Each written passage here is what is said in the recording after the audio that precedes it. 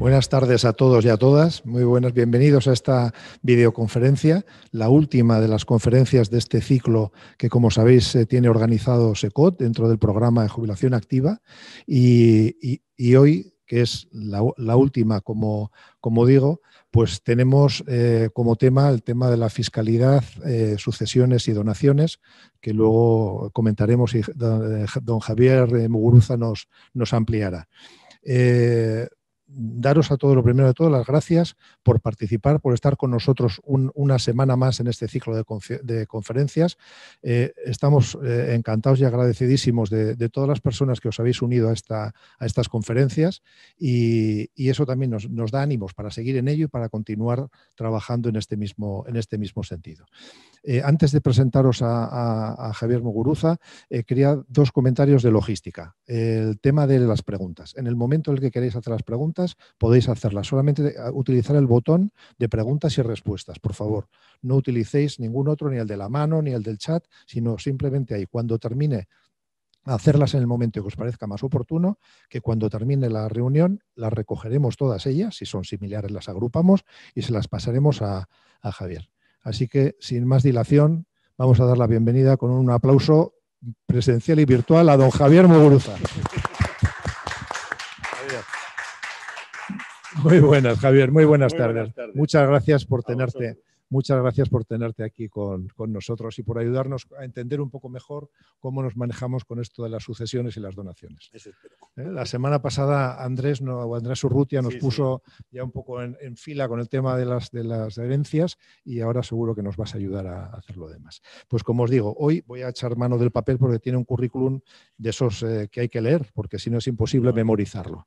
Javier Muguruza es un abogado fiscalista que tiene su despacho en la capital y es un prestigioso despacho. Estuvo muchos años como funcionario en la Hacienda Foral de Vizcaya, en la asesoría jurídica de la Hacienda Foral de Vizcaya, los últimos 4 de ellos como director general de la Hacienda Foral. Y luego estuvo otros 4 años más en la Comisión Europea en la Dirección de Fiscalidad Europea en Bruselas. Ni que decir tiene que ha sido profesor de muchos estudiantes de Derecho, tanto en la UPV como en Deusto, siempre dentro del ámbito suyo de su especialidad, el derecho tributario, y en la actualidad dirige el máster de asesoría fiscal de la Cámara de Comercio. Creo que es para estar orgulloso ser uno de los 3 componentes de miembros de la Junta Arbitral del Concierto Económico, que es el que se encarga de dirimir las diferencias que hay entre el Ministerio de Hacienda y las haciendas forales, entre la Hacienda Foral y la estatal, y por si le quedaba algo de tiempo, es además el tesorero del Colegio de Abogados y de la Academia Vasca de Derecho. Bueno, pues don Javier, muchas gracias por estar con nosotros. Bienvenido y cuando quieras tomas posesión, ya el micrófono es tuyo. Pues muchísimas gracias a vosotros. Voy a sentarme.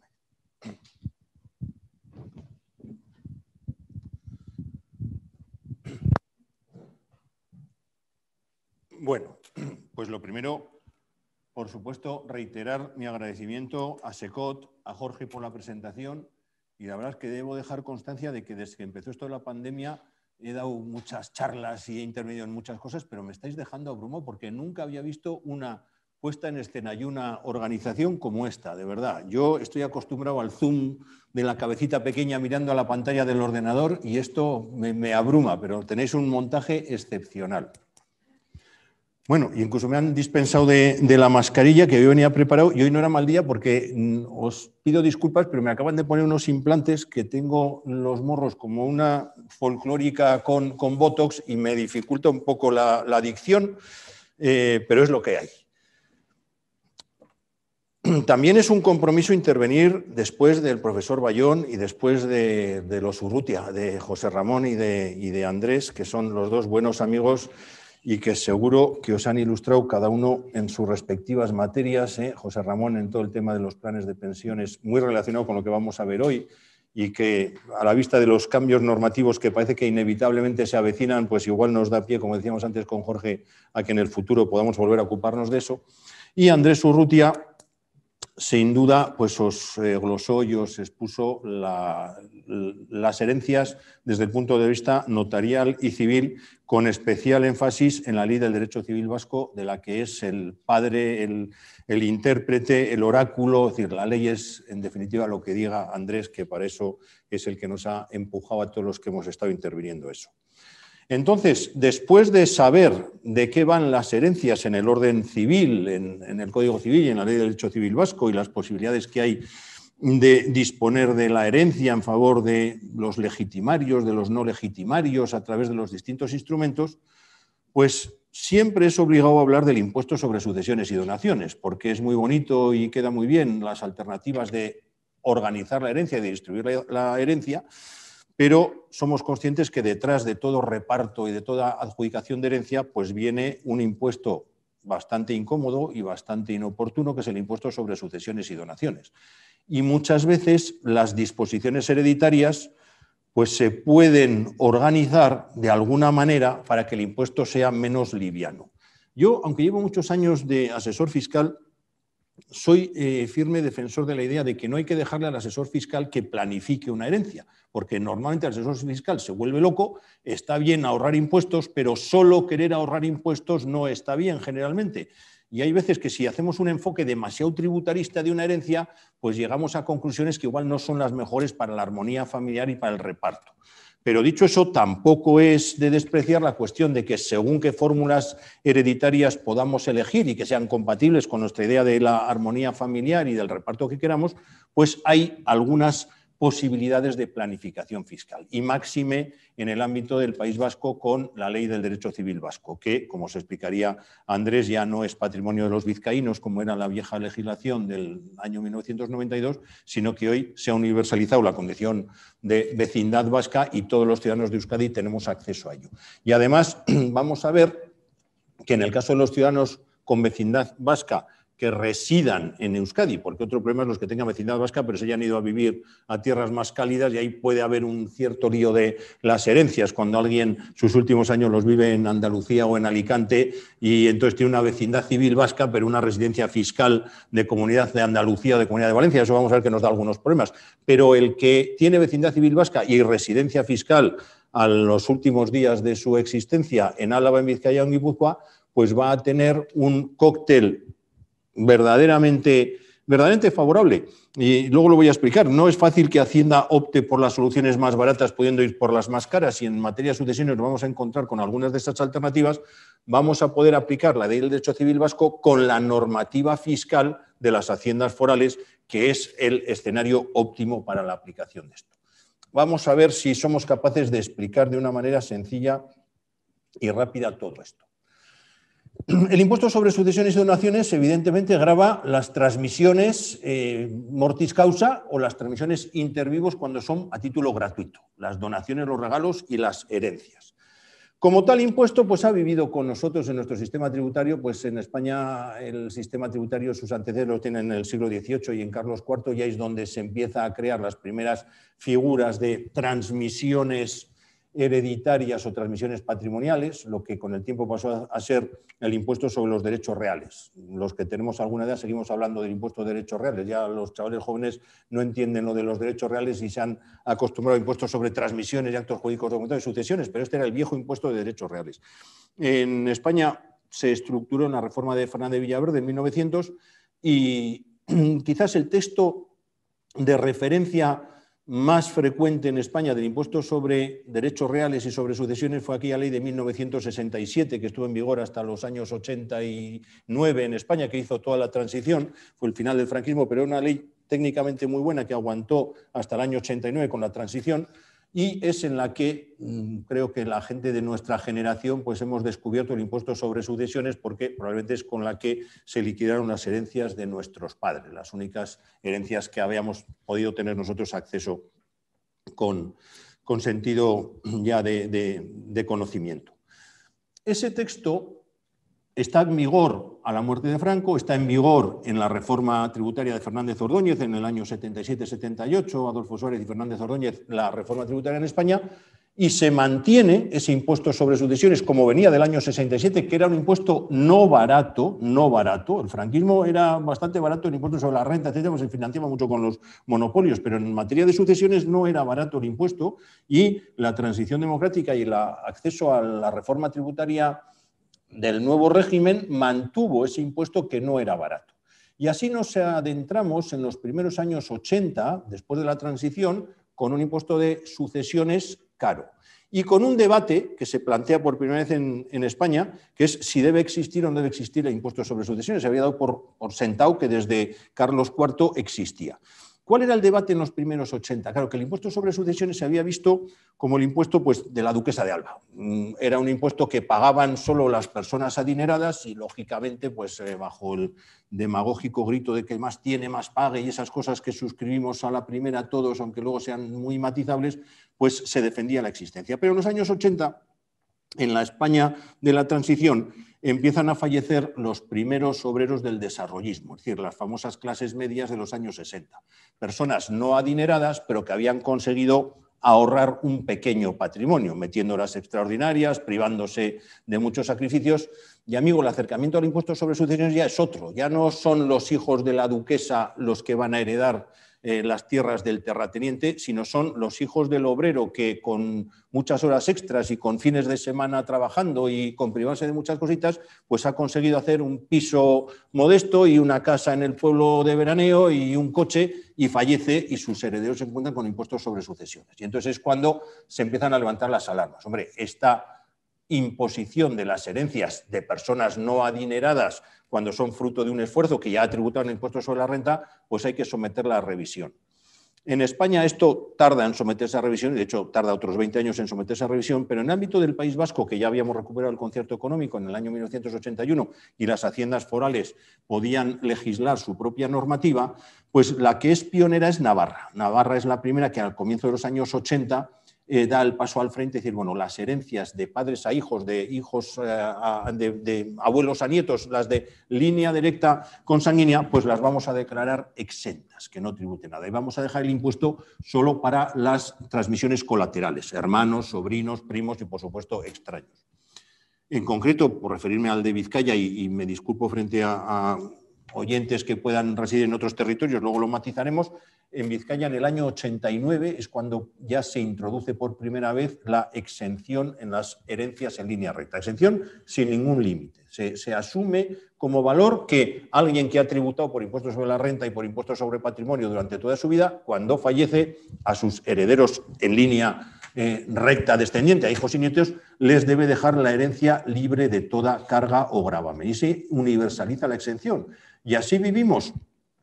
Álava y Guipúzcoa lo copian, Navarra también lo tiene, el Estado luego vamos a ver que tiene una historia paralela por virtud de la cesión de competencias a las comunidades autónomas, pero en el País Vasco, pues desde el año 88-89 que se implanta la exención, pues asumimos con toda naturalidad que las herencias en línea recta están exentas, y de hecho empezamos a convivir con esa naturalidad, pues haciendo otras muchas planificaciones fiscales basadas en ello.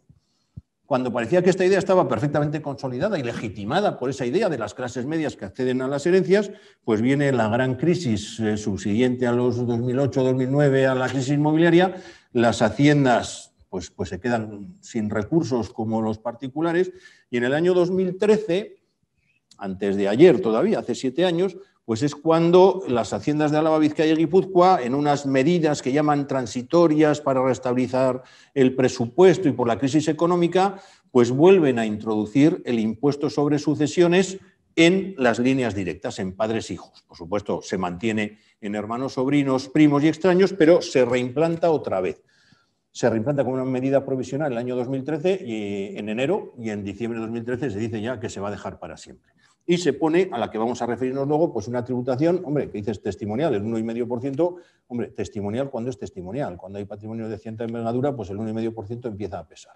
Entonces, a día de hoy, y adelantando un poco lo que vamos a hablar luego, en Euskadi tenemos un impuesto sobre sucesiones que grava en todo caso las transmisiones hereditarias al tipo del 1,5%.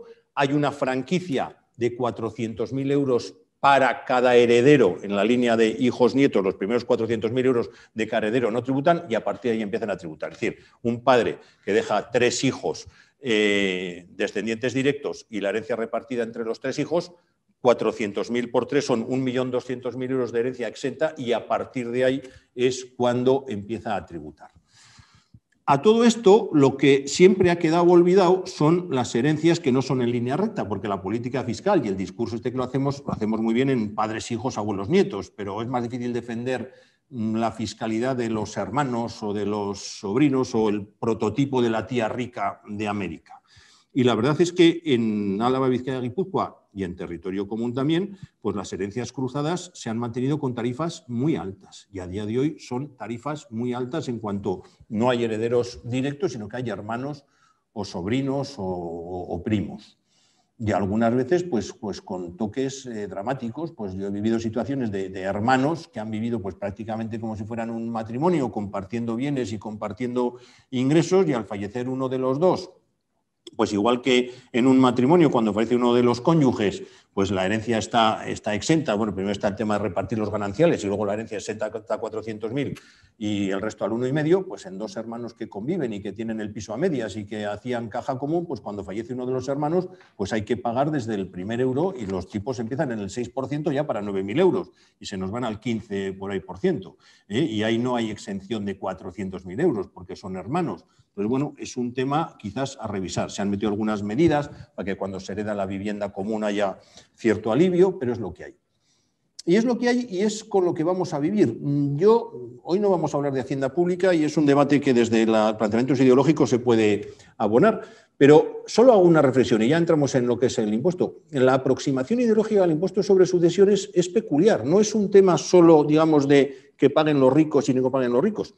El prototipo de país capitalista en el mundo, que es Estados Unidos, vive con unos tipos de impuestos sobre sucesiones del 50 y tantos y del 60%, porque ahí la aproximación no es la de que los ricos deben pagar y los pobres no deben pagar, sino es la del esfuerzo individual, la de que nadie debe beneficiarse en vida o ser rico en vida porque se han esforzado sus progenitores. Y todas estas Paris Hilton y estos que vemos en las revistas o se esconden detrás de trust y de fundaciones, es decir, disfrutan de los rendimientos de unos bienes que no son de ellos, o si no en la transmisión directa son carísimos. Y por eso vemos a los fundadores de Google, etcétera, montar esas superfundaciones, que es la manera un poco de perpetuar sus patrimonios. Entonces, no es solo un tema, digamos, de derechas e izquierdas, sino que dentro de la ideología Trump, pues no sé, Trump es más sorprendente, no sé lo que pensará al respecto, pero dentro de la ideología americana, esa idea de que el esfuerzo debe ser individual de cada uno, pues legitima el impuesto sobre sucesiones. Con lo cual, yo no soy demasiado optimista de que vayamos a volver a no ver el impuesto sobre sucesiones o vayamos a volverlo a ver exento. Bueno, ¿qué es lo que grava el impuesto sobre sucesiones? Pues las herencias, los seguros de vida, que no son cosa menor, los seguros de vida cuando alguien los contrata no para caso de supervivencia y disfrutarlos él, que esos van a por IRPF, sino alguien, el prototipo de seguro de vida, si yo fallezco, que mis herederos reciban esa indemnización, y las donaciones. En el ámbito del País Vasco se rigen por las normas forales de las diputaciones y en el ámbito del Estado, aquí es importante, en el ámbito del Estado el impuesto sobre sucesiones y donaciones es un impuesto que ya prácticamente en ningún caso, salvo casos muy raros de extranjeros, lo percibe el Ministerio de Hacienda o la Agencia Tributaria. Es un impuesto que está cedido a las comunidades autónomas. Cuando vamos a hablar de pagar una herencia de alguien que ha vivido en Salamanca o que ha vivido en Castellón o que ha vivido en Oviedo, no vamos a ir a la Agencia Tributaria, vamos a tener que ir a la Consejería de Hacienda de la comunidad autónoma, que va a ser la que va a cobrar el impuesto. Y lo que es más importante, la normativa no va a ser idéntica en cada comunidad autónoma, porque si bien no tienen las comunidades autónomas una libertad para cambiar completamente la normativa, sí tienen unos ciertos márgenes de maniobra para establecer bonificaciones, no exenciones, pero sí bonificaciones. Y como es notorio, algunas han hecho un uso muy intensivo de estas facultades, como la Comunidad Autónoma de Madrid, que no pudiendo declarar exentas las herencias de padres a hijos, pues ha declarado bonificadas al 99%, lo cual es prácticamente igual que la exención. Con lo cual, ahora nos encontramos con que en España, por mor de la descentralización, en el caso del País Vasco por el concierto económico que va por otro camino, pero en el otro caso por la descentralización de competencias tributarias de las comunidades autónomas, el impuesto es muy diferente de unas comunidades a otras. Y es algo de lo que ahora está encima de la mesa, pues con el eterno tema de la financiación de comunidades autónomas, reprochándole a otras comunidades a Madrid y decir, oye, en la medida que abaratas o haces prácticamente gratis las herencias y las donaciones de padres a hijos, nos robas contribuyentes porque al clamor de ese beneficio se trasladan a vivir a Madrid gente de otras comunidades autónomas, con eso se produce un desfase de ingresos y ahí hay un debate de si a Madrid le van a consentir o no le van a consentir el mantener esa bonificación. Pero a día de hoy la contestación de cuánto tengo que pagar en la herencia, pues no se puede dar a bote pronto, porque depende de qué normativa te van a aplicar, que a su vez depende de en qué comunidad autónoma resida el difunto. Esto es importante. Para ver qué normativa aplicamos en una herencia, tanto si es la del País Vasco o la de territorio común, y si es la del territorio común, si es la de Andalucía o la de Castilla y León o la de Cataluña, hay que atender a dónde vivía el que fallece, el causante. En cambio, en las donaciones hay que atender a dónde vive el que recibe la donación, si la donación es de dinero, si es de inmuebles, donde esté el inmueble. Para que os fijéis, yo tuve un caso de una señora de Bilbao que en vida quiso hacer una donación de cierta cuantía relevante de dinero a todos sus sobrinos. Todos sus sobrinos eran 17 o 18 que vivían desde Canarias a Bilbao a toda España. Bueno, fue un verdadero lío liquidar todas esas donaciones porque tuvimos que hacer la de cada uno en cada comunidad autónoma, teniendo en cuenta sus circunstancias, que aquí hay una reducción para los menores de tantos años o para los mayores de tal, y por supuesto, aunque ella les quiso dar el mismo dinero a cada sobrino, no le llegó un neto equivalente a cada sobrino, lo que no era fácil de explicarles. Es que a ti te llega menos porque vives en Canarias, donde el impuesto de donaciones es más caro. Eso es lo que hay. ¿Se puede planificar qué normativa se te aplica?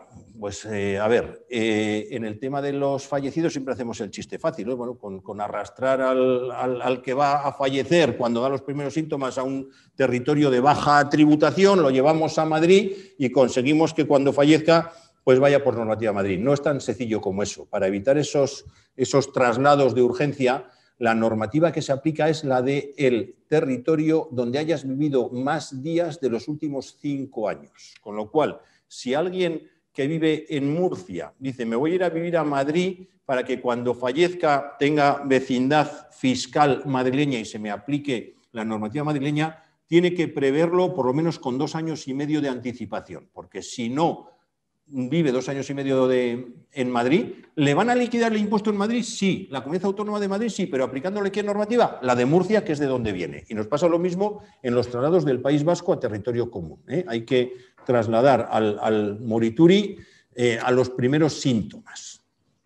Luego vamos a ver que, me dices, hombre, ¿se puede planificar impuestos sobre donaciones y sucesiones? Pues poco, en la medida que el fallecimiento es el ejemplo de lo que en derecho se llama el dies certus, pero incertus cuándo. Es algo que va a llegar, pero no sabemos cuándo. Entonces, como no podemos predecir nuestro fallecimiento, poca planificación se puede hacer. Luego vamos a ver que en el País Vasco sí tenemos esa posibilidad, y no por ninguna ley contraria a la naturaleza, sino como os explicaría Andrés el otro día, porque en el País Vasco, por virtud de los poderes testatorios y de los testamentos pactados, de los pactos sucesorios y de los alcarpoderes o poderes testatorios, podemos no hacer coincidir el impuesto sobre sucesiones con el fallecimiento, porque podemos producir el pago del impuesto sobre sucesiones antes de fallecer, si hacemos la herencia en vida por los pactos sucesorios, o podemos hacerlo después de fallecer si dilatamos el nombramiento de los herederos al ejercicio del poder testatorio por parte del comisario, que era el que los designe. Con lo cual, en Euskadi sí tenemos algunas posibilidades de planificar, no cuándo vamos a fallecer, pero sí cuándo se va a devengar el impuesto sobre sucesiones de nuestra herencia, que es una cosa muy importante que nos ha traído la ley del derecho civil vasco. La teníamos en pequeña medida en Vizcaya cuando solo se aplicaba en las anteiglesias y no en las villas, pero desde el año 2015, con la universalización del derecho civil vasco a todo Euskadi, pues cualquier ciudadano de Álava, de Vizcaya o de Guipúzcoa puede otorgar testamento por comisario o poder o pacto sucesorio y, insisto, celebrar una herencia sin muerto, que es lo mejor, el pacto sucesorio, es repartir la herencia e irse a comer, a celebrarlo después, o fallecer y provocar que no se haya devengado el impuesto el día del fallecimiento, sino que se vaya devengando a medida que esa persona a la que hemos dejado comisario vaya designando a los herederos. Bien, vamos a volver al esquema general y luego volvemos al pacto y al poder testatorio. Herencias, lo tenemos claro lo que son, o lo vamos a tener claro cuando desarrollemos estas dos figuras del poder y del pacto, que seguro que Andrés las explicó mucho mejor que yo el otro día. Y en las donaciones, Bueno, tenemos claro lo que es una donación, es todo lo que sea hacer un regalo. Cuidado, hay figuras que son donaciones que no se llaman donaciones, pero que Hacienda no las va a tratar como donaciones. Las condonaciones de deuda o la condonación de deuda. Es decir, si alguien me debe un dinero y llego a un acuerdo de que no me lo va a pagar, que es una quita, eso es una donación. A veces, cuidado, hay contratos mixtos. Un ejemplo que suelo poner yo, cuando un padre le dona a un hijo un piso, y dice, pero este piso que vale 200.000 euros, tiene una deuda con Kutxabank, perdón, por el que se deben todavía 100.000 euros a Kutxabank. Te lo dono, pero te vas a hacer tu cargo del pago de la deuda que queda. Claro, eso es un contrato mixto. Este hijo no le va a dar, si un euro equivale a una unidad de gracias y le han regalado un piso de 200.000 euros, no le va a dar 200.000 gracias a su padre, le va a dar solo 100.000 gracias, porque 100.000 lo ha recibido gratis y los otros 100.000 va a tener que devolver el préstamo. Entonces ahí nos encontramos a veces con contratos mixtos, que es una herencia, en este caso se liquidaría como herencia y como compraventa. Bueno, en las donaciones os quiero decir eso, el prototipo de donaciones, yo te regalo esto incondicionalmente, pero hay otras figuras por ahí que se parecen. Y cuidado, por ejemplo, en las herencias, una donación muy habitual es, incluso con buena voluntad, ha muerto el abuelo. Ahora ocurre mucho por la longevidad. Ahora nos pasa que muchos heredamos a los 60 o los 70 años, cuando ya nosotros mismos tenemos ya la vida, digamos, resuelta y quienes tienen más necesidad son nuestros hijos. Entonces, la renuncia a una herencia. Ha muerto el abuelo, heredan los padres, pero quienes necesitan, quienes están pagando los préstamos hipotecarios y están en mayor necesidad de liquidez son los nietos. Y uno de los hijos dice, bueno, yo renuncio en favor de mis hijos. Ojo, ese renuncio en favor de mis hijos es una donación, cuidado. Ahí hay dos hechos imponibles. Primero, tú has heredado y luego, como tú has dicho, que renuncias en favor de tus hijos, eso es aceptar la herencia y donársela a tus hijos. Se liquida 2 veces. La renuncia que no tributa es una renuncia que no suele convenir. La de yo renuncio y que vaya lo mío a quienes diga la ley o diga el testamento, pero yo me quito del medio y mi parte que vaya al resto. Claro, si en el ejemplo estoy poniendo, ha muerto el abuelo, tiene varios hijos, yo renuncio, no va a mis hijos, va a mis hermanos, y eso no lo quiero hacer. Entonces, la renuncia identificando un beneficiario tributa. Otra cosa importante a saber, el impuesto sobre las herencias. El impuesto sobre las herencias, sobre sucesiones y donaciones, solo grava a las personas físicas, no a las personas jurídicas. Si alguien deja heredero a una sociedad, no suele ser habitual que alguien le nombre a Iberdrola heredero, pero sí suele ser habitual que le nombre a una fundación, a una entidad benéfica. Bueno, esas asociaciones, en la medida que sean fundaciones o asociaciones de utilidad pública que tienen el beneficio de la ley del mecenazgo, están exentas del impuesto sobre sociedades, porque la ganancia que recibe una persona jurídica por una herencia o por una donación va al impuesto sobre sociedades, no al impuesto sobre sucesiones, que es solo para las personas físicas. Insisto, si alguien deja a una persona jurídica, cosa que algunas veces se ha visto, eso es una mayor ganancia de la persona jurídica y va a su impuesto sobre sociedades, no al impuesto de donaciones. Algunas donaciones que están fuera del ámbito de donaciones o herencias están fuera del ámbito del impuesto. Sí, una muy clara que conviene tenerla en cuenta, y la explicaría seguro José Raurrutia mucho mejor, los planes de pensiones y las EPSVs. Si yo ahorro en vida en un plan de pensiones, una EPSV, y fallezco, eso va a pasar a mis herederos. Pero, ojo, en Hacienda me han cogido la matrícula. En Hacienda me han dicho, cuando usted hizo esas aportaciones al plan de pensiones, lo que dejó de pagar era IRPF, porque se descuentan del IRPF. Entonces, esto no los quiero ver en el impuesto sobre sucesiones. Me dice Hacienda, esto no tiene nada que ver con el impuesto sobre sucesiones. Sus herederos, cuando repesquen esos fondos de pensiones, tributarán por IRPF, que es lo que yo tengo anotado aquí, que no se pagó en su día. Y esto nos crea algunos problemas en las liquidaciones fiscales de las herencias, porque claro, si una persona tiene 2 hijos y tiene 1 millón en EPSVs y 1 millón en fondos de inversión, pues puede determinar un reparto de herencia. A ti te dejo el millón en EPSVs y a ti te dejo el millón en fondo de pensiones. Error o problema monumental.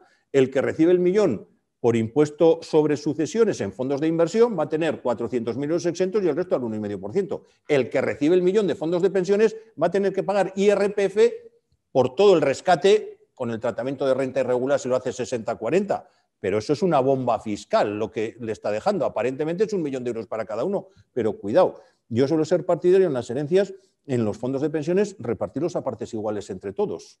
Luego hay otra, en los fondos de pensiones, cuidado porque cuando lo vas a contratar te dicen quién quieres nombrar beneficiarios. Si no dices nada o vas a la común y dices a mis herederos, con lo cual coinciden con los herederos. Pero hay fondos de pensiones donde se designa un beneficiario que igual no son los herederos, por ejemplo, el cónyuge viudo. Entonces, eso tiene sus cosas. Pero cuando hay bienes normales y fondos de pensiones, yo suelo ser partidario de repartir los fondos de pensiones a partes iguales porque llevan esa carga fiscal dentro, que no han respondido en impuestos sobre la renta. ¿Se pueden comprar cosas que queden exentas el día de mañana para que las hereden exentas mis herederos o incluso para que se puedan donar exentas?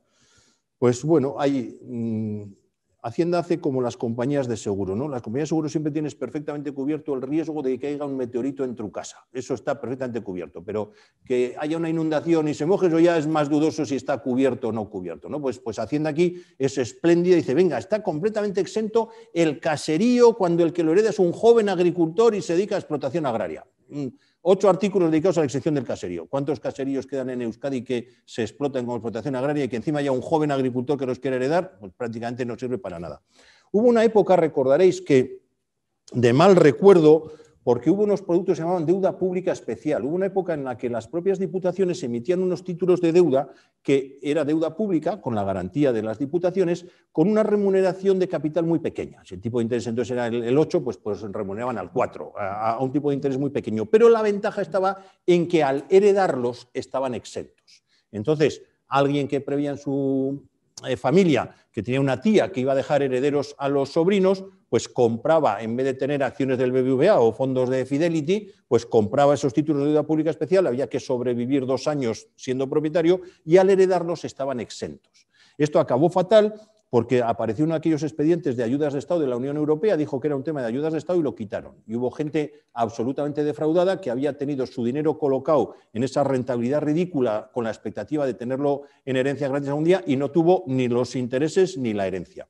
Hace 2 años, en el 2018, hace nada, la Diputación de Vizcaya, esto no lo hicieron en Guipúzcoa y en Álava, sacó una cosa que le dieron bastante bombo que se llaman fondos europeos.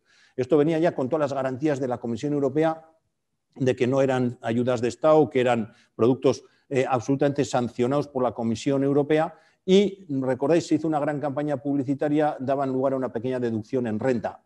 Yo no me convencieron nada, metías 5.000 euros, te deducías ese año 750 euros en la declaración del IRPF, pero durante 5 años no volvías a ver los 5.000 euros. Esos están exentos de sucesiones y hay otros fondos que son hasta 100.000 euros que también están exentos de sucesiones. Pero la verdad es que no me diga la Diputación de Vizcaya, pero creo que fue una campaña fallida, no se colocó prácticamente nada. Con mucha presión de comercialización se colocaron esos productos de 5.000 euros, pero los de 100.000 euros no. Y como siempre suele pasar esto, yo me acuerdo que estuve en una presentación de estos fondos que hacía alguien de la Diputación que había intervenido en el diseño, etcétera, y nos los presentaban a los asesores fiscales, pues esto tiene estas ventajas, y claro, un compañero asesor fiscal, bueno, entonces esto es como la deuda pública especial, si una tía soltera le compro esto y luego heredan los sobrinos, pues esto me puede dar. Claro, el hombre aquel que lo estaba cantando las excedencias, inmediatamente hizo con la calculadora mental el dineral que podía suponer de ahorro y entonces ya se empezó a alterar. Normalmente estos beneficios fiscales que se dan con mucho bombo y mucha cosa, cuando luego llegas a la calculadora, y lo vemos mucho en los asesores, financia usted películas, los dentistas financiando películas o barcos de pesca por los AIEs y estas cosas. Lo venden mucho, pero luego cuando viene la hora de ver la merma recaudatoria que da, entonces el recorte radical y sobre todo el control es exhaustivo. Yo creo que no tuvo éxito en gran parte por la mala experiencia de aquella deuda pública especial. Con lo cual, la conclusión es que hoy prácticamente, salvo que os queráis hacer agricultores y ejercer de verdad de agricultores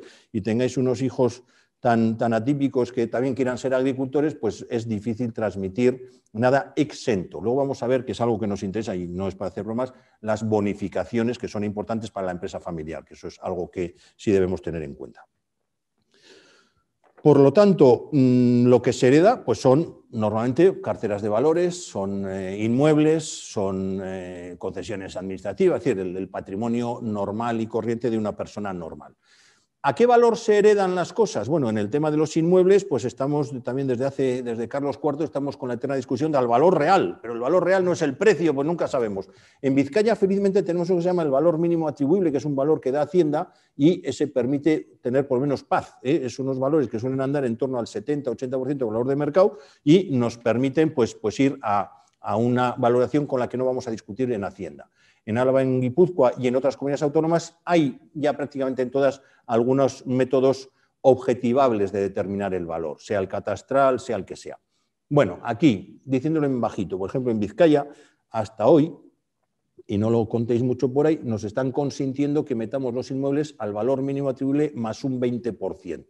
No está escrito en ningún sitio, ni es una ley, pero la experiencia nos dice que hasta más un 20% nos dejan. ¿Por qué? Porque, lógicamente, en las herencias de padres e hijos, aquí es el mundo al revés. Aquí es el contribuyente diciendo que los bienes valen mucho y Hacienda diciendo que valen poco. Porque si valen mucho, los heredo a un valor muy alto, el día que los venda no tengo plusvalía y no pago en renta plusvalía, y si valen poco, pues Hacienda dice que valen poco, el día que los venda voy a tener plusvalía. Una cosa importante es, en aquellas herencias que están exentas, en las que están exentas no se paga nada, heredero de hasta 400.000 euros, aunque herede unos bienes inmuebles solo, y luego los venda por un valor más bajo y tenga una pérdida, esa pérdida no es computable. Te dice Hacienda, no te costó nada al adquirirlo, por lo tanto, es curioso cuando están exentas, porque con que pague el 1,5%, porque el mes de 400.000 ha heredado 500.000 y paga 1.500 euros, ya sí sería computable. Pero digamos que tendemos ahora a valorar los inmuebles lo más alto que podemos dentro de un orden para evitar luego plusvalías en IRPF, que van al 25% y las de herencias van al 1,5%, y Hacienda, hombre, salvo que nos pasemos, suele respetar esos valores hasta el VMA o los valores objetivos de las comunidades al 20%. En los productos financieros que cotizan, pues cotización del día del fallecimiento. Y ahí hemos tenido, por ejemplo, acabamos de pasar una época horrible donde había personas fallecidas en noviembre, diciembre del año 2019 con las acciones del BBVA A7 y que estamos ahora repartiendo la herencia, pagando impuestos con las herencias A7 y repartiendo la herencia con las herencias A2, que lo hemos estado haciendo. Pero es que ahí no hay modificación, es la fecha del fallecimiento. En las sociedades no cotizadas, aquí suele haber sus más y sus menos, las sociedades no cotizadas es el valor teórico contable, pero, ojo, corregidas las plusvalías latentes, lo cual no es malo. Yo heredo las acciones de una sociedad familiar. ¿Cuánto valen esas acciones? Valor teórico contable, pues lo saco del balance. Fondos propios entre acciones es muy sencillo. Dice, no, pero ¿qué pasa? Que en el balance de esa sociedad tendré inmuebles probablemente que están metidos a valores muy bajos porque se compraron hace 20 años y hoy sabemos que su valor es más alto. Entonces, lo que nos permiten, lo digo porque creo que es positivo, es que el valor teórico contable se corrija hacia arriba con esas plusvalías latentes. Si me da un valor teórico contable de 5, pero los inmuebles que hay dentro de ese valor teórico contable están valorados a 1.000 y resulta que hoy su verdadero valor es 100.000, entonces corrijo el valor teórico contable a el que resulte de valorar eso en 90.000, en 100.000, para sumarle 90.000. Y a su vez le descuento el impuesto sobre sociedades que tenía que pagar esa sociedad. Es decir, una sociedad que tiene en su balance unos inmuebles de 1.000, que valen 100.000, a efectos de la valoración en el impuesto sobre sucesiones es una sociedad que vale 100.000, 101.000 serían, menos los 24.000 euros que le costaría aflorar esas plusvalías, es decir, nos quedan 75.000. Es un ejercicio que hay que hacer, pero que nos permite recibir las acciones a un valor actualizado, porque si no, no recibimos las acciones a un valor actualizado. Los inmuebles que hay dentro no se actualizan el valor, pero las acciones sí, para una posterior liquidación o lo que sea luego. Bien.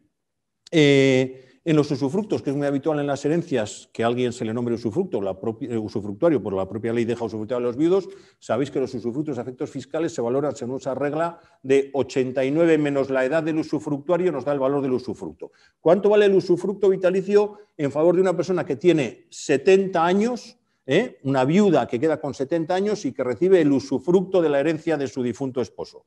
El usufructo vitalicio, como es un juego de azar, no se sabe cuánto va a vivir. Hay una regla ya inveterada en el impuesto de transmisión y el de sucesiones que, bueno, es expuesta, ocupa 3 párrafos, pero simplificadas son 89 menos la edad. Esta persona hemos dicho que tenga 70 años, 89 menos 70, 19. El usufructo vitalicio de un bien en favor de una persona de 70 años se valora en el 19% del valor. Si estamos hablando de una vivienda que vale 1 millón de euros, según valor mínimo atribuible, el usufructo a favor de una persona de 70 años vale 190.000 euros y la nuda propiedad el resto. Esta regla es de siempre y no la discutimos más. Ojo, cuando alguien fallece, deja los bienes que eran de él, más algunas presunciones legales de otros bienes que le pertenecen. Hacienda echa un vistazo, dice, a ver, ¿qué ha dejado el difunto el día que falleció? Dice, bueno, a ver, todo aquello que haya pertenecido en el año anterior al difunto, por eso muchas veces en las herencias nos piden los movimientos bancarios del último año, se entiende que también es del difunto, salvo que me acrediten que se ha vendido a un tercero que no está entre los herederos, y en ese caso no digo nada, Hacienda, me creo que ya no esté bien, pero si se ha vendido a uno de los herederos, lo meto también en la herencia, salvo que me demuestren que en la herencia hay un bien equivalente. No es que lo vendió a uno de los hijos por 1 millón de euros y aquí está en la cuenta del BBV el 1 millón de euros. Vale, entonces no le colaciono el piso. Pero cuidado con los movimientos de 1 millón de euros, de un año. Hablando en confianza, aunque seamos 105, cuando dice la gente es que va a morir mi tía, nos va a dejar, vamos a ir sacando del banco. Bueno, primero saca disimuladamente para que el tema de blanqueo de capital no te dé, y sobre todo procura sacar un año antes, porque si no, lo del año se colaciona. Entonces lo ha sacado y salvo que demuestres que se ha gastado para alguna necesidad o que se ha comprado otro bien que está en la herencia, te lo van a adicionar, los bienes que pertenecen al causante en el último año. Cuando estamos hablando de donaciones, se colacionan las donaciones que una persona ha hecho en los 3 años anteriores a un mismo donatario. Un padre que le dona un año 1 millón a un hijo y al año, vamos a poner en el hijo, como la tarifa es lineal, del 1,5 me sirve peor. Vamos a ver a un sobrino, una tía que dona a un sobrino un año 1 millón, al año siguiente otro millón y al año siguiente otro millón. Cuando dona el segundo millón, le van a tarifa progresiva y le dicen, oiga, la primera paga por lo que corresponde a 1 millón. La segunda paga por lo que corresponde a 2 millones, porque se suman. Pero además del primer millón también lo que corresponde a 2 millones. Y la tercera lo que corresponde a 3 millones, es decir, se adicionan siempre. Y ya, la última, para no liarnos más, cuando alguien ha hecho donaciones y luego fallece y nombra heredero a ese donatario, esta tía le ha dado 3 millones durante 3 años a este sobrino y luego le deja todos sus bienes, claro, cuando recibe la herencia se junta con las donaciones y la tarifa progresiva se calcula sobre el total. Con lo cual esas planificaciones de voy a ir donando hay que hacerlas con mucha anticipación y con separación por lo menos de más de 3 años. Si no, pues producen mayor coste fiscal. ¿Qué más? ¿Qué cargas se deducen en las herencias? Yo he recibido unos bienes, pero he recibido también unas deudas. Bueno, por supuesto, las deudas se deducen siempre que sean deudas demostrables. Ojo, se deducen las deudas, no las hipotecas. Si yo lo que recibo es en herencia un bien que tiene una hipoteca, pero yo no soy el deudor de la hipoteca, no me va a restar nada. Imaginemos que mi padre hipotecó su piso pues, para ayudarle a mi hermano y ahora en la herencia yo recibo la vivienda esta y digo, oye, vale 1 millón menos... Es que aquí tiene una hipoteca de 400.000 euros. A usted, de momento, usted no debe ese dinero. Lo debía su hermano y su padre era garante con la hipoteca. Usted ha recibido 1 millón de euros, no se descuenta la renta. Si la operación sale fatal y a usted el banco le acaba reclamando esos 400.000 y no ha prescrito el derecho, venga por aquí que le devolveremos, pero de primeras se paga entero. Los gastos de última enfermedad y de entierro también se deducen en las herencias y es importante, sobre todo cuando son cruzadas. Las facturas de entierro suelen andar entre 2.000 y 10.000 euros, entre féretros, etcétera, eso se deduce. Y los gastos de última enfermedad. Cuidado que este es un error muy recurrente con los gastos de última enfermedad. Es decir, cuando alguien ha estado ingresado en una clínica, una residencia y ha gastado mucho en los últimos meses, ha gastado mucho dinero. Pero si ese dinero se ha ido descontando de su cuenta, el día del fallecimiento, en el saldo de su cuenta, ya está descontado esos gastos. Los gastos de última enfermedad que se deducen en las herencias se refiere a aquellos gastos que pagan los herederos o con su dinero o con el dinero de la herencia después de fallecido. Pues la gente a veces me viene con facturas de 3 años de residencia, es que esto es los últimos... No, pero eso no es deducible porque precisamente eso es menos herencia que recibes porque tu causante se lo ha gastado en la herencia. Son solo esos gastos anteriores. Vale, y con estos mimbres, con esos valores, ya tenemos lo que hay que pagar la herencia. Perdona, las reducciones importantes. Hemos recibido una serie de bienes sobre los que vamos a tener que pagar el impuesto. Exentos, hemos dicho, solo el caserío. Hay 2 tipos de bienes que tienen una reducción importante, que son la empresa familiar y la vivienda habitual en la que se convive. La empresa familiar, que seguro que en este auditorio hay muchos empresarios, es un tema importante. Cuando alguien fallece y deja a sus descendientes en línea recta, hijos, nietos, etcétera, y si no tiene hijos, nietos en línea recta y lo deja a colaterales hasta sobrinos, o sea, y la norma es amplia, imaginemos un empresario soltero que no tiene hijos y descendientes, se lo deja a sus sobrinos o a sus hermanos o a sus sobrinos, ahí hay una reducción, el 95% del valor de la empresa queda liberado del impuesto, no exento, es una reducción. Valoramos lo que vale. Empresario A fallece dejando su empresa familiar a su sobrino. Tarifa cara, porque es sobrino.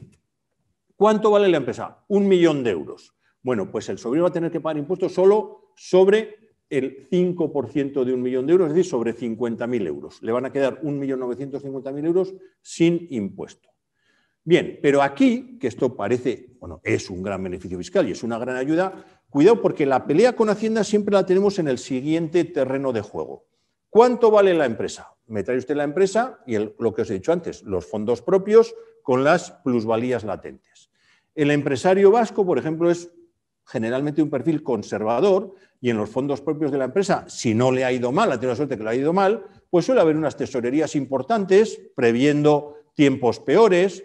Esas tesorerías se han querido rentabilizar de alguna manera, incluso se han comprado alguna carterita de acciones o algunos fondos, y aquí Hacienda viene terriblemente tacaña con la rebaja. Dice, está bonificado al 95% el valor de la empresa, pero de los bienes que hay en la empresa afectos a la actividad.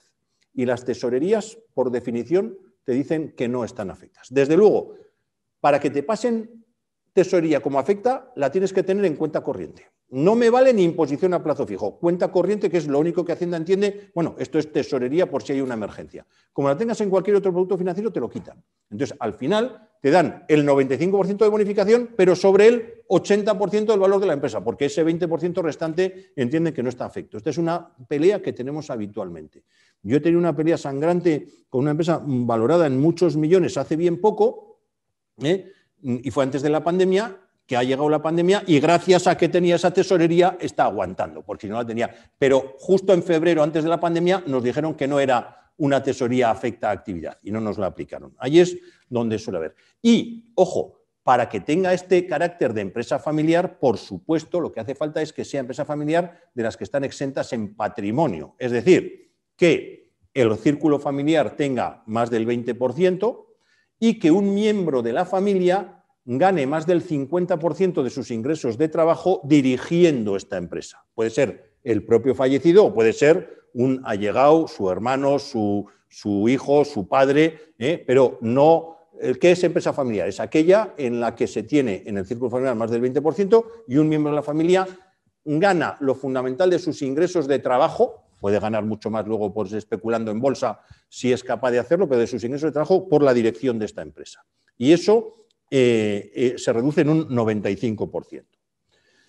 Y en el caso de la vivienda familiar, en el caso de la vivienda en la que se convive, ando un poco preocupado con el tiempo, no sé si me estoy alargando. Bueno, pues acabo enseguida. En la empresa, en la vivienda, están exentas el 95% del valor de la vivienda hasta un tope de 215.000 euros, hablo siempre en el País Vasco, cuando se hereda la vivienda en la que se convivía durante más de 2 años con el difunto.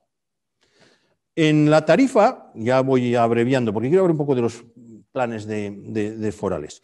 En las tarifas de padres a hijos, el 1,5% con 400.000 euros exentos. Si nos salimos de padres a hijos, nos vamos a hermanos, el regalito es mínimo, 40.000 euros exentos y luego tarifa. Si nos vamos a sobrinos, 20.000 euros exentos y luego tarifa. O sea, la exención es mínima. Y la tarifa, para que os hagáis una idea, pues empieza en el 5,70 y termina en el 34,58. Por poner un término medio, una herencia de 100.000 euros, pues anda por el entorno del 14-15%. Una herencia de 200.000 euros se nos pone ya. Los 500.000 euros se nos empiezan a acercar al 25%.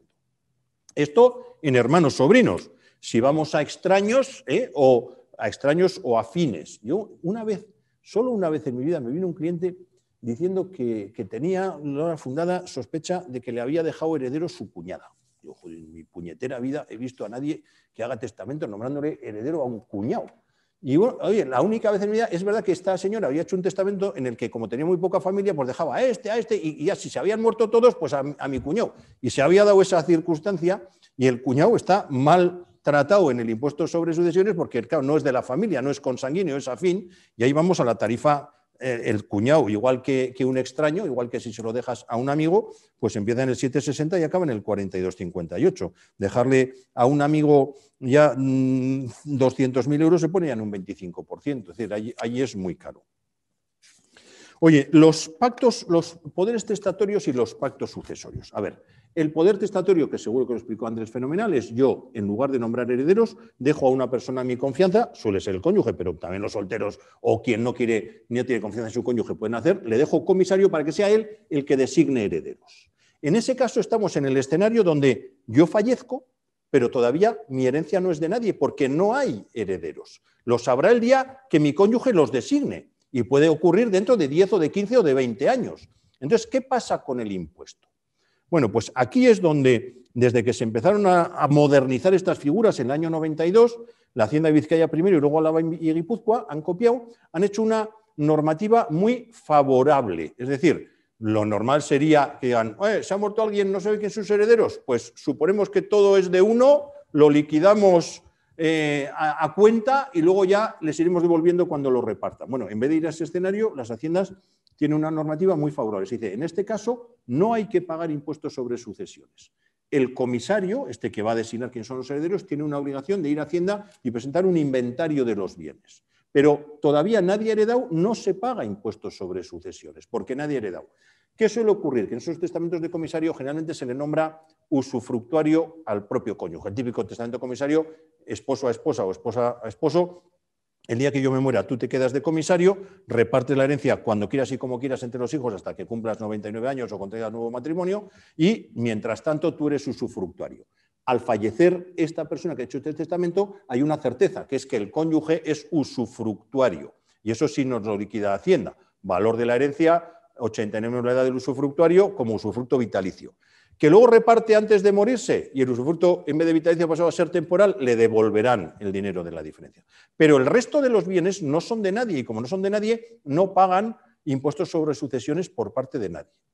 Segunda cosa, en el impuesto sobre sucesiones está arreglado. ¿Qué pasa con el IRPF y el impuesto de patrimonio? Porque estos bienes no son de nadie. Y estos herederos, yo cuando estoy en el Código Civil, en territorio común, y se muere mi padre, y todavía estamos pendientes de repartir la herencia, estamos en una situación que se llama herencia yacente. Yo sé que soy dueño de un 25% de esa herencia, por eso es la cuenta que me toca, pero no sé si va a ser sobre el chalet, sobre el piso o sobre las acciones. Entonces ahí tengo que hacer una valoración ideal. En el poder testatorio, yo no sé, ha fallecido mi padre, le ha dejado a mi madre, reparte la herencia entre nuestros 4 hijos cuando quieras y como quieras. Yo sé que tengo una remota posibilidad de ser designado heredero por mi madre, pero igual mi madre reparte entre los 3 y a mí me deja fuera, o lo reparte solo a uno, con lo cual yo no tengo ningún derecho. Ningún banco me daría un préstamo con la garantía de esa expectativa, porque no es ni siquiera una expectativa, no es un derecho adquirido, es una expectativa de derecho. Entonces, Hacienda, aquí el problema lo ha resuelto bien, estos bienes pagan impuestos sobre el patrimonio como un sujeto pasivo ellos mismos. El sistema tributario está lleno de sinsentidos porque al fin y al cabo es para cobrar, pero tenemos el impuesto sobre la renta de las personas físicas que recae sobre una persona jurídica, que ni siquiera es persona jurídica, que es una masa de bienes.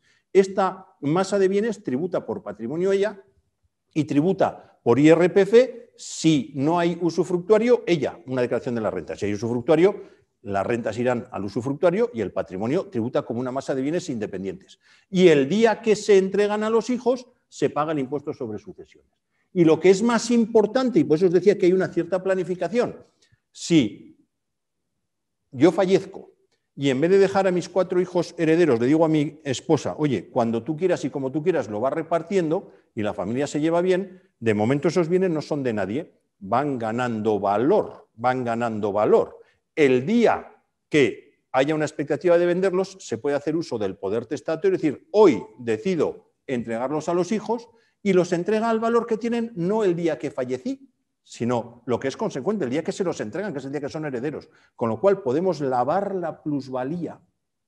adjudicarlos al mismo valor que mañana los vamos a vender, pagando el impuesto de sucesiones que haga falta al 1,5% para evitarnos la plusvalía al 25%. Y ahí hay mucho que hacer. Y en los pactos sucesorios, por ser puntuales, es la situación contraria. En los pactos sucesorios es alguien que quiere repartir su herencia sin morirse. Y esto es perfectamente posible. El derecho civil vasco dice que título hereditario es un testamento, un poder testatorio o un pacto sucesorio. Entonces, el pacto sucesorio es un contrato, es un testamento contractual, lo explicaría Andrés. Van el testador y el heredero, entre comillas, al notario y pactan que estos bienes van a ser para ti. Existe la posibilidad de que sean estos bienes, el día que yo fallezca, van a ser para ti, el pacto ese testatorio con efecto post-mortem, que yo, un ejemplo, no quiero repetir cosas que diría Andrés, pero lo he visto muchas veces, el pacto, hoy a la mañana estaba hablando con una clienta de esto, pacto sucesorio de futuro. Familia, con una casa en el pueblo, un caserío que se está cayendo, que los padres tienen gran aprecio, que no tienen capacidad económica los padres para arreglarlo y que hay que arreglarlo. Y uno de los hijos da un paso al frente y dice, oye, esto lo arreglo yo, adelanto el dinero, meto aquí el dinero, pero ahí te llama, el día que no estéis, esto me lo tenéis que dejar en herencia para mí. Vale, hacemos un testamento para que sea para ti. Meto un dinero en arreglar la casa y tengo un testamento. Con ese testamento no tengo ninguna garantía de que en el futuro haya una enemistad o cualquier circunstancia, cambian el testamento y yo no reciba nada. El pacto sucesorio es, yo arreglo la casa, pero en un pacto sucesorio establecemos ya que el día de mañana para mí, pero pactado, que no vais a poder retractaros de esa decisión. Lo disfrutáis en vida, pero yo tengo la seguridad de que el día que fallecéis lo recibo. Es el pacto post-mortem. Pero el pacto sucesorio puede ser también con efectos de presente. Yo te entrego ahora un bien, pero no por herencia, no por donación, sino por herencia, por pacto sucesorio. Me diréis, hombre, ¿qué más da herencia que donación? Hay una diferencia fundamental. Cuando la gente te viene a preguntar, ¿cuánto cuesta si yo le dono una casa de 1 millón de euros a mi hijo? ¿Cuánto tengo que pagar? En Madrid, 0 prácticamente, aquí el 1,5%. No me vienes a preguntar eso. ¿Crees que me vienes a preguntar eso? Pero no me estás preguntando esto. Me estás preguntando cuánto va a costar la aventura. En impuestos sobre donaciones no va a costar casi nada, el 1,5 o el 0. El problema está en el IRPF. Esa casa de 1 millón de euros que le vas a donar a tu hijo, ¿cuándo y por cuánto la compraste tú? No, la compré hace 20 años por 100.000 euros, o 30 años por 100.000 euros y ahora vale 1 millón. El problema no es el 1,5 de impuestos sobre donaciones que va a pagar tu hijo por recibir la donación. El problema es que Hacienda dice, usted con su dinero regale lo que quiera, pero del mío no. Usted la compró por 100.000, hoy vale 1 millón, ahí hay una ganancia de 900.000 euros. Y el año que usted le dona a su hijo esa casa de 1 millón, ha materializado una ganancia de 900.000 euros. Y esa pasa por taquilla del IRPF del donante, la ganancia al 25%, con los coeficientes de actualización. Entonces, claro, si ya cuesta pagarle a Hacienda, compartir con Hacienda las ganancias cuando las has tenido, pues no te digo nada cuando no las has tenido, porque realmente aquí no has visto el 1 millón de euros, lo has donado y vas a tener que sacar de tu dinero. Entonces, la pregunta de cuánto cuesta la donación no se refiere a la donación, sino al efecto IRPF. Y el pacto sucesorio, con efecto de presente, nos viene a arreglar esta situación, porque al ser un título hereditario, esa plusvalía que se manifiesta al transmitir de 100.000 a 1 millón se llama plusvalía del muerto. A ver, le llamamos plusvalía del muerto porque cuando alguien compra una casa por 100.000 y el día que fallece vale 1 millón, Hacienda, se puede decir, no, son cabrones, pero no tanto. Es decir, no le hacen la cuenta al difunto, decirle, oiga, usted compró por 100.000 y ahora vale 1 millón, en el IRPF del año del fallecimiento me tienen que meter una ganancia de 900.000. No, esa se perdona, porque se llama técnicamente plusvalía del muerto. En el caso del pacto sucesorio con transmisión de presente, tenemos plusvalía del muerto sin muerto, porque como es un título sucesorio, yo en vez de donártelo, te lo entrego por un pacto sucesorio con eficacia de presente. Y la plusvalía que se exterioriza es plusvalía de muerto que no paga en el IRPF. Lógicamente esto es mucho chollo. Bien, ya de antemano lo que ya estáis pensando los que vais por delante es, claro, entonces cuando tengo un bien con mucha plusvalía y tengo un comprador, lo que hago es transmitírselo a mi hijo con efecto de presente, lavo la plusvalía, luego lo vende mi hijo y no pagamos. No, esa no vale porque Hacienda esa ya se ha dado cuenta. La condición es, si usted le transmite a su hijo por pacto sucesorio con eficacia presente, él lo recibe y la plusvalía es del muerto. Pero como él lo venda antes de que usted de verdad fallezca, Entonces, la plusvalía que va a tener que pagar es la misma que hubiera pagado usted. O sea, vale para poner las cosas a nombre de un hijo o de alguien que no sea hijo, pero no para lavar la plusvalía. Lo que pasa es que Hacienda está con la escopeta cargada en torno a esta cuestión, porque la diferencia entre una donación o un pacto sucesorio con eficacia presente pues es como una gota de agua a otra gota de agua. ¿En qué se diferencian? En los efectos en ninguno. Uno produce tributación de plusvalía y otro no. Entonces Hacienda tiene un confuso criterio, hoy metido ya en la regla, en la norma, que dice, para que un pacto sucesorio de presente sea de verdad pacto sucesorio de presente y no sea una donación, hace falta que el otorgante, el causante, el que se tendría que morir, pero en este caso no se ha muerto, no solo disponga de un bien singular, sino haga una disposición en general de todos sus bienes. Es decir, si yo tengo un patrimonio de 10 casas y hago un pacto sucesorio porque le doy a mi hijo una casa, está disponiendo de un bien singular. Ahora, si yo hago una disposición de la generalidad de mis bienes, concepto indeterminado, 2, 3, ¿cuántas? Hoy en día lo que estamos haciendo para no tener problemas con Hacienda es algo que en las familias que cuadra viene de maravilla. ¿Quieres transmitir de presente unos bienes a determinados hijos ya? Yo hace poco he hecho unos padres, 2 hijos, un hijo que se va a hacer cargo del negocio familiar, y el negocio familiar ya tiene el beneficio del 95%, pero bueno, como ven, negocio familiar bien organizado, pues los pabellones están en otra empresa que no es la empresa operativa, con lo cual había una carga importante. Y se lo van a dar al hijo, que es el que se dedica a la actividad, y la hija, pues el día de mañana recibirá. Si le damos solo la empresa al hijo, nos va a decir eso es una donación. Entonces, ¿qué hacemos? Van los padres y dicen, otorgamos un pacto sucesorio con nuestros 2 hijos.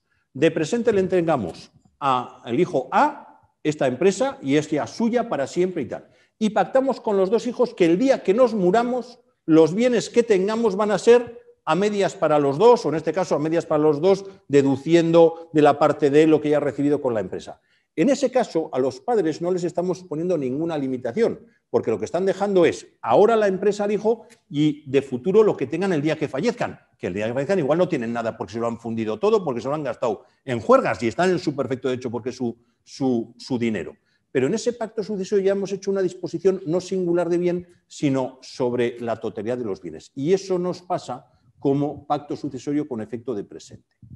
Nos sirve pues, para ordenar patrimonios familiares cuando de verdad pues, un hijo quiere hacerse cargo de una propiedad que requiere una inversión o que quiere, o también a veces, y esto con todas las cautelas del mundo, pues para aliviar impuestos sobre el patrimonio. En alguien que tiene un grave problema de impuestos sobre el patrimonio, con un título sucesorio de estos puede transmitir sin exteriorizar plusvalías patrimonio a sus hijos y diluir el patrimonio cuando estamos en cuotas importantes.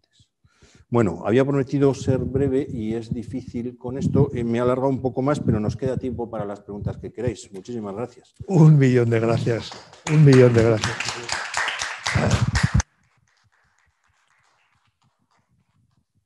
Muchas gracias, Javier. La verdad que el tema da para mucho. La verdad que da para mucho. Vamos a tener que el próximo año volver a pedirte que nos acompañes para volver otra vez a sedimentar y a reposar bien muchos de estos conceptos. Tenemos unas cuantas preguntas que, aunque estamos fuera de tiempo, yo creo que merecen la pena, aunque sea rápidamente, contestarlas, Javier. Mira, Ricardo Martínez nos pregunta, ¿con los 400.000 euros de exención se incluye el valor de las propiedades inmobiliarias? Sí. Si es así, ¿quién establece el valor de los inmuebles? Bueno, el valor de los inmuebles lo establecemos nosotros en ese valor declarado. Hacienda, como siempre, tiene el derecho a comprobar el valor. No, o lo que os he dicho, si vamos con el valor declarado más 20%, no lo ejercen mucho. En los 400.000 está incluido todo. Y una cosa importante, en Álava y en Vizcaya hay 400.000 exentos por bienes y otros 400.000 por seguros de vida, de manera que se puede incluso aprovechar, cosa que en Álava no, porque solo consideran unos 400.000. Ok, muchas gracias. Nieves nos pregunta, ¿pueden los herederos recibir una parte de EPSV y no liquidar hasta que lo rescate el heredero? Sí, por supuesto. La condición, cuando se hereda, entre comillas, una EPSV, se adquiere una condición que se llama de beneficiario. El beneficiario tiene el derecho, que no la obligación, de rescatarla. Solo hay un límite. Y es curioso que Hacienda siempre acción-reacción. Empezó a ocurrir, las EPSVs que tienen ahora 20 y tantos años, 30 años, empezó a ocurrir que alguien se muere, su hijo no disponía de ella porque no lo necesitaba. A su vez se moría y llegaba el nieto. Y entonces ahí Hacienda ya se mosqueó y dijo, tú puedes no disponerla, pero si no dispones, al segundo fallecimiento, el día que fallece, se entiende que lo ha rescatado en forma de capital. Es decir, la de mi padre yo la heredo, puedo pasar toda mi vida sin rescatarlo y no tributo por IRPF, pero si fallezco sin rescatarla, mis hijos tendrán que hacerse cargo de mi declaración de la renta diciendo que el día de mi fallecimiento, aunque no la rescaté a efectos fiscales. Okay. Perfecto, muchas gracias. Miquel Izurieta nos pregunta desde Guipúzcoa, buenas tardes. ¿Se puede transmitir la vivienda habitual al hijo a los 65 años? ¿Está exento? ¿Y qué valor es conveniente escriturar la transición con visión de futuro? Sí, exacto. A ver, la transmisión de la vivienda está exenta, no está exenta, está bonificada hasta 200, está bonificada al 95%, pero hasta 215.000 euros. Y cuando el que la transmite es mayor de 65 años. Esa es la condición. Sobre todo lo importante es, aquí, insisto, esta bonificación que nos están perdonando, de un padre a un hijo nos están perdonando el 95% del 1,5, eso es calderilla. Lo importante es que en el IRPF también está previsto ese beneficio. Los mayores de 65 años pueden transmitir la vivienda habitual sin materializar la plusvalía. Perfecto. Francisco Javier Arrazola nos pregunta, ¿se admiten los pactos sucesorios en territorio común? Francisco Javier Arrazola, ya sé quién será. Seguro que es alguien que sabe mucho más que yo de Hacienda porque ha estado en este oficio también, en Álava. ¿En territorio común se pueden hacer pactos sucesorios? Bueno, pues a ver, el problema es, el primero que tienes que tener es autohabilitación con la ley civil. Existen pactos sucesorios en el derecho civil gallego y en el derecho civil balear. Claro, si estás en Madrid y estás en Código Civil, no hay pactos sucesorios. El tema complicado está que alguien que tiene vecindad civil vasca, porque tú, si te vas a vivir a Alicante, antes de salir, lo diría Andrés Autoridad, puedes congelar tu vecindad civil vasca y hacer un pacto sucesorio por vecindad civil. Pero claro, cuando lo haces y eres contribuyente de la Hacienda de Valencia o de Andalucía, entonces te encuentras en el abismo, porque has hecho algo que lo puedes hacer con arreglo del derecho civil, pero que la normativa tributaria no tiene tratamiento. En el País Vasco lo tiene porque estamos acostumbrados, pero te vas a la norma de sucesiones y donaciones de Valencia y no hay tratamiento para el pacto sucesorio, con el cual no me arriesgo a contestar porque es un abismo, pero es verdaderamente un problemón. Tenemos otra pregunta de Ricardo Martínez. ¿Qué tipo de gravamen tendrá una persona que fallece empadronada en Álava, pero que durante los últimos 6 años ha estado viviendo en Burgos con su hijo como persona o por ser una persona dependiente? Pues mal asunto, porque el empadronamiento no vale para nada a efectos de Hacienda. En Hacienda el empadronamiento tiene mala fama, mala prensa. El empadronamiento se usa pues, para tarjeta de aparcamiento del coche, para colegios de los niños, y Hacienda el empadronamiento, cuando le vale como un indicio, lo utiliza, pero normalmente no vale nada. Y esa persona, sea por lo que sea, por un motivo altruista de cuidar a un dependiente o por un motivo egoísta de lo que sea, se ha ido a vivir a Burgos. Y entonces sus últimos, si fallece, durante 5 años últimos de su vida habrá vivido en Burgos y se aplicará normativa burgalesa. Y os he de decir que además, rapidísimo, las comunidades autónomas matan por el impuesto sobre sucesiones. Las haciendas forales, por el concepto económico, recaudan el IVA, recaudan el impuesto sobre sociedades, recaudan renta. Sucesiones es una partida pequeña de la recaudación, pero en las comunidades autónomas de régimen común, sucesiones es una partida importante y matan. Hay pleitos famosos, el de la familia Botín, del señor Botín, el viejo Botín abuelo. Hubo un pleito entre Cantabria y Madrid, si vivía en Madrid o vivía en Cantabria, y creo que al final lo ganó Cantabria, que vivía en Cantabria. Y aquí en la Junta Arbitral del Concierto Económico hemos tenido conflictos.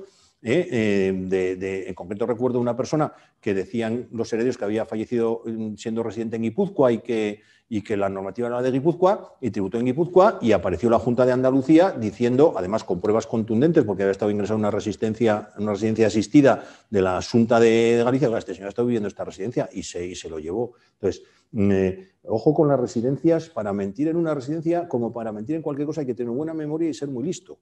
Y Hacienda ahora utiliza unos medios cada vez más a su alcance, son cajeros automáticos, tarjetas de crédito donde se utilizan, que son datos que tiene Hacienda. Entonces, si alguien vive en Burgos, si alguien dice que vive en Vitoria, pero está sacando dinero del cajero en Burgos, está pagando en tarjeta de crédito en Burgos, no te digo ya nada si está la tarjeta sanitaria, dónde la tiene, a dónde va el médico, si tiene personal de servicio en casa y dado en alta en seguridad social, todas esas cosas las tiene. Las residencias falsas son cada vez más difíciles de defender. Entendido, Javier. Miguel Eslava, ¿qué tratamiento tiene una donación a un hijo residente en el extranjero? Vale, buena pregunta que no me ha dado tiempo a tratar. Una donación a un hijo residente en el extranjero va a tener 2 problemas. Primero, que el primer problema es que ese hijo va a tener que tributar en el extranjero. En todo el mundo existen unas reglas tributarias mundiales. Donde vives, tienes que tributar por tu renta mundial. Y donde no vives, tienes que tributar por lo que obtienes en ese lugar. Entonces, si yo tengo un hijo que vive en Estados Unidos y le dono, y yo vivo en Bilbao, y le dono 1 millón de euros, En España no hay ningún problema, porque ahí se atiende al donatario, al que lo recibe. Si le dan un piso, yo tendré el problema que pueda tener de mi incremento de IRPF, pero 1 millón en millón le doy a mi hijo, el problema no tiene en Estados Unidos, tendrá que pagar los impuestos de Estados Unidos. Y en tema de las herencias nos pasa igual. En tema de las, bueno, no nos da tiempo a hablar del extranjero, pero da mucha guerra. Okay. Tenemos una pregunta de Juan María Sáenz. Ha fallecido mi marido, soy usufructuaria en vida del piso en bienes gananciales. Quiero alquilarlo y para que no se me grave mi pago en el IRPF, ¿puedo hacer usufructuaria a mi hija heredera a mi fallecimiento durante un tiempo? ¿Mis impuestos serían menores? A ver, esta es una persona que ha fallecido su marido y no ha hecho un poder testatorio ni nada, es un testamento normal. Ella es usufructuaria. Ella es usufructuaria. En este caso, hay que hacer dos fases primero. Es la liquidación de la sociedad de gananciales y luego la herencia. Porque claro, al fallecer el marido, la mitad estarían en gananciales, la mitad son gananciales, la mitad de él y la mitad son gananciales de ella. Aquí primero hay que ver si ella se atribuye el piso en pago de gananciales, entonces es plena propietaria. Si va, como parece que sugiere, al 50%, se queda con el 50% en plena propiedad y el 50% en usufructo, que ese iría a su hija. Entonces, ¿qué puede hacer? A ver, ahí lo que solemos hacer, y ya sé por dónde va la pregunta, ¿le puedes ceder a tu hija el usufructo? Por supuesto. Le cedes el usufructo, le donas el usufructo, que es prácticamente gratuito, y ella cobra las rentas y lo lleva a su IRPF. Y eso Hacienda, en el único caso que lo está persiguiendo, es en el impuesto del patrimonio de los patrimonios muy importantes. Cuando hay una cosa que llegamos a lo de límite renta patrimonio, que cuando alguien gana poco y tiene mucho patrimonio se limita a lo que tiene que pagar, le llamamos el 65% de límite renta patrimonio. Esto le pasa a alguien que tiene un patrimonio muy importante pero tiene pocos ingresos, tiene un patrimonio ocioso. Entonces, si le da una cuota a pagar de patrimonio para el que tiene que vender bienes, pues el sistema se convierte en confiscatorio. Para evitar eso, dice, nadie tiene que pagar más del 65% de los ingresos que tiene en un año. Vale. Con lo cual, gente que tiene mucho patrimonio procura no tener ingresos para que el 65% sea muy pequeño. Si haces esta operación de ceder el usufructo a un hijo y estás en ese supuesto, te lo colacionan. En ese caso, no le valdría para nada si esta señora tiene un patrimonio muy elevado y tiene que pagar, la operación no merecería la pena porque Hacienda le incluiría esos ingresos entre los suyos. Si no está en ese escenario, es una fórmula habitual de aliviar IRPF. Vale, perfecto. Miguel Ángel Grande, ¿podrías ampliar, Javier, el tema del usufructuario vitalicio para el caso de una viuda que tiene que seguir viviendo en una vivienda principal del matrimonio? No me queda claro la cantidad a pagar por el impuesto de sucesiones. Pues la viuda, es que por correr no hemos podido hablar de todo. Normalmente estamos casados en gananciales, que es el régimen supletorio en el País Vasco. Entonces, esta viuda, cuando fallece, se encuentra con que la mitad de lo que era del matrimonio es herencia y la mitad es suya. Y tiene que liquidar la sociedad de gananciales. Puede no hacerse, pero en principio, si quiere repartir la herencia, tiene que decir esto para mí en pago de gananciales y esto para la herencia. ¿Qué puede hacer? Normalmente lo que solemos hacer es, yo le suelo hacer el siguiente test. Señora, piensa el resto, señora viuda, ¿piensa usted razonablemente vivir el resto de su vida en esa vivienda? Entonces lo mejor es que en pago de gananciales le demos a usted la vivienda entera en pago de gananciales, con lo cual no tributa nada por la herencia, por la vivienda. Lo único es que se la queda con el valor y la fecha de adquisición de cuando la compró el matrimonio. Luego, si la va a vender, tiene una plusvalía grande. Si es que va a venderla, es mejor que la atribuya a los hijos, actualice el valor o a usted en pago de la herencia al 1% y la venda. Si hace, es que lo que la gente sugiere, por eso conviene hablar con el asesor o con el notario. No conviene partir los bienes, mitad ganancial, mitad herencia. A ver, para entendernos, el matrimonio en gananciales es lo que se llama una comunidad germánica, no una comunidad romana. La comunidad germánica es que soy dueño de la mitad del todo, pero no de la mitad de cada cosa, de la mitad del conjunto. Tendemos a pensar que la sociedad de gananciales es todo a medias, es decir, yo la mitad del piso, yo la mitad del banco, yo la mitad de las acciones. No, la sociedad de gananciales es dueño de la mitad del todo, con lo cual cabe perfectamente posible adjudicarle la vivienda entera a la viuda y lo del banco entero a los hijos, que suele ser lo que más conviene cuando hay una plusvalía latente grande. Ahí no pagas plusvalía municipal y no quedas todo. Perfecto. Fernando González nos pregunta, ¿fiscalmente es más rentable la adquisición de un bien por herencia o por compraventa? Eso sugiere un fraude de ley porque no se suele poder elegir si se compra o se regala. Pero todo lo hemos pensado alguna vez, sin ninguna duda. Es más barato por herencia. Por herencia, es decir, por herencia, si estamos hablando en línea recta familiar, por herencia. Vale, Muchas gracias. Es que tenemos un montón de... Queráis, no, si tú, yo Javier, no tengo puedes... prisa. Bueno, pues seguro... Yo tengo una mujer y 3 hijas en casa. Las posibilidades de hablar solo durante largo tiempo son limitadísimas. Cuando tengo ocasión, aprovecho. Pues nosotros encantados, Javier, de que estés con nosotros. Mira, nos pregunta Francisco Javier Arrazola. ¿Exige Álava que el pacto sucesorio con efecto de presente sea una sucesión universal para que no se considere donación? No, pues sí, exige, Fran. En Álava exige lo mismo. Tú, Fran, que conoces esto, hubo una consulta vinculante que de alguna manera se la colaron, entre comillas, a Álava a propósito de una donación de una farmacia, y Álava, que había abierto un poco la mano, inmediatamente la volvió a cerrar. Es decir, ahí los que sientan los criterios en Álava, primero, como eran recién llegados al derecho foral, porque no había habido, salvo en Aramayona, se mostraron un poco más generosos y luego se dieron cuenta que por ahí se les colaba mucho. Entonces, la misma limitación que Vizcaya, la han copiado como criterio. Sí. Muchas gracias. Juan Carlos Abad, en las donaciones el receptor liquida ISD. Sí, y el donante liquida IRPF por la plusvalía. Exacto. Pero si se entrega efectivo o depósitos bancarios. No, si se entrega, el dinero es fungible, vale lo mismo, no tiene incremento de valor. Si yo tengo 1 millón en el banco y le entrego 1 millón, no pago IRPF y el heredero pagará el 1,5 o el 4, lo que le toque. Perfecto. Nos pregunta José María Baillo. No he entendido bien la diferencia entre pacto sucesorio por defecto de presente y donación. Por efecto de presente. No, pues es que no lo has entendido bien, es que lo has entendido perfectamente, porque es un concepto, es el sexo de los ángeles. Te dice Hacienda, es una donación cuando se trata de un pacto sobre un bien singular. No es donación cuando es sobre una multiplicidad de bienes. Pero ¿dónde está el límite? ¿2 es una multiplicidad o 3? Entonces, para evitar pruebas, porque las consecuencias son muy gordas. Es decir, si yo hago un pacto sucesorio de un bien en particular, me parto, esto a Andrés Urrutia no le gusta nada y se enfada con los de Hacienda, pero se enfada de verdad porque le han quebrado la categoría civil, ¿no? Aquí ocurre, mira, el derecho civil parte de la libertad de pactos. En derecho civil está todo lo que no sea ilegal, ilícito, inmoral, está permitido, la libertad de pactos. En cambio, al derecho tributario eso no le gusta nada porque la libertad civil permite pues, que se cuelen donaciones como compraventas, pactos sucesorios como donaciones, y el legislador civil dice, no, si estoy hecho para pagar, a mí no vengas aquí con la mano... Andrés dice, no me vengas con la manga ancha del civilista, no, aquí llevamos puños cerrados que somos en Hacienda. Entonces, en este caso, la diferencia es muy, muy sutil, pero las consecuencias son terribles. Si yo le doy a alguien un pacto sucesorio de presente de una finca en Burgos, una finca que tengo en la provincia de Burgos, si es por título sucesorio la liquido en Vizcaya, porque yo soy el muerto, entre comillas, y la competencia es de Vizcaya, y la plusvalía será del muerto. Pero si me lo consideran una donación, entonces la competencia sería de Castilla y León, porque es un inmueble situado en Burgos, y la plusvalía sería de vivo, no de muerto. Entonces, la verdad es que lo que hemos optado mayormente los asesores fiscales es por no correr problemas. Y para no correr riesgos, lo que hacemos es, yo por lo menos, recomiendo siempre hacerlo sobre la totalidad de los bienes. Y ahí no me pueden decir que no es un pacto sucesorio. Entrego de presente, o sea, un solo bien, pero sobre todo lo demás ya ordeno, que será a partes iguales entre todos los herederos. Punto. Ya estoy ordenando todo mi patrimonio. Pero tiene que hacer eso. Hay que decir al que va a hacer eso, le tienes que decir, mira, tú le puedes pasar de presente la finca en Burgos a tu hijo sin ningún riesgo. Ahora, tienes que decir ya que de futuro el resto de tus bienes van a ser para todos tus hijos. Tienes que tomar una decisión adelantada y pactada con ellos que luego igual no le puedes dar marcha atrás. Entonces, cuando son familias bien avenidas y que tienen las cosas claras, nos vale.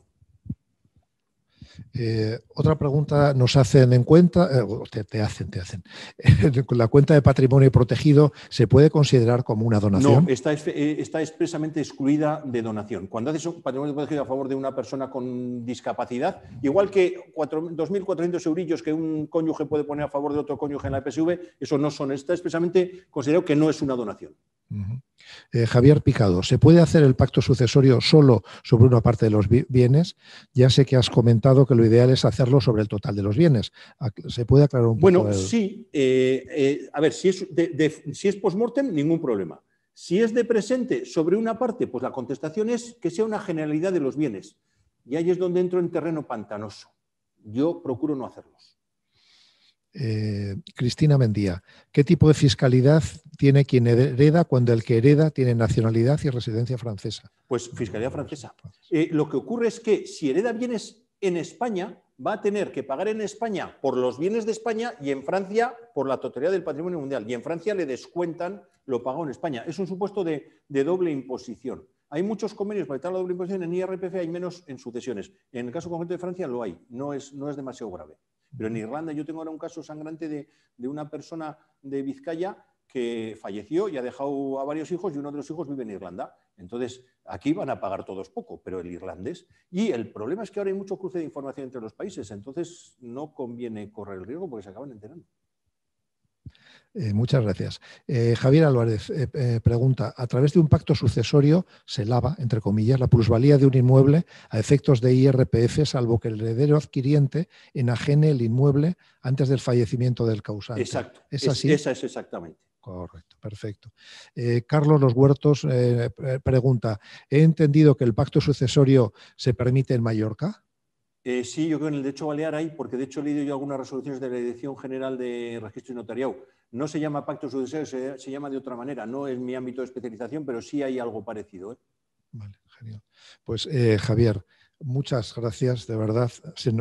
Estaríamos aquí toda la tarde escuchándote. Creo que había un montón de preguntas. El tema da mucho juego, el tema da para mucho, la verdad.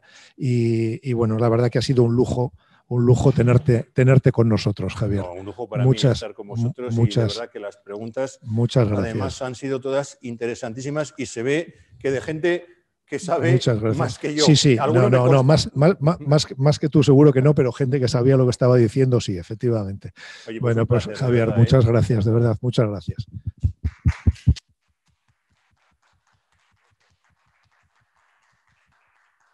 Bueno, yo quisiera agradecer a todos los que habéis participado en este ciclo de conferencias, porque es ahora el momento de los agradecimientos. Esta es la última de las conferencias. El año próximo tendremos otro ciclo de conferencias. Sin duda, Javier, volveremos a pedirte que nos ayudes a entender un poco más y un poco mejor todo este tema tuyo de la fiscalidad. No quisiera dejar de agradecer a la Fundación BBK, que nos apoya en todo lo que es el proyecto de jubilación activa y que hace también posible todo lo que es jubilación activa, a las dos personas de la empresa Dreams Comunicación que nos han dado soporte y han sido capaces de que todo esto salga, creo que bien y lo hayáis podido disfrutar en casa las conferencias de estos grandes ponentes que hemos tenido.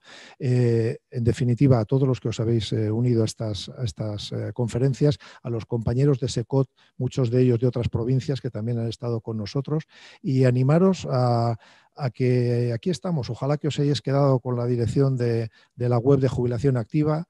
Ahí estamos para lo que queráis. Cualquier persona que conozcáis que crea que le podemos ser de utilidad, estaremos encantados de utilizarles. Si alguno de vosotros os apetece, tenéis tiempo y queréis compartir alguna de las experiencias que habéis tenido en SECOT, estaremos encantados de contar con vosotros y de que os acerquéis a nuestra organización. Bueno, en definitiva, al menos quedaros, que es como fácil y mimotécnico, jubilacionactiva.eus, y ahí estamos, tanto esa parte de jubilación como la parte también de SECOT, con el tema de emprendimiento, ayudas a emprendedores, ayudas a pequeños comercios. Bueno, en definitiva, a vuestra disposición. Muchas gracias por vuestra atención y por la participación. Muchas gracias.